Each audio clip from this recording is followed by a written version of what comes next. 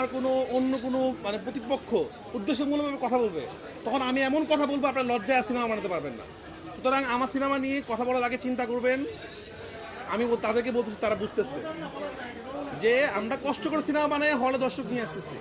দর্শক আমাদের সিনেমা নিয়ে আলোচনা করবে, সমালোচনা করবে, দর্শকের সে রাইট আছে, বাট আপনাদের সে রাইট নেই। আপনারা সিনেমা বানায় আমাদের মতো হিট করে দেখান। যখন দেখা শুরু করলে এখন বলতেছে না এটা 3 দিন পরে দেখবে না, তো দেখা যাক 3 দিন না 3 মাস, এটা ভালোই লাগে আমার কাছে আসলে।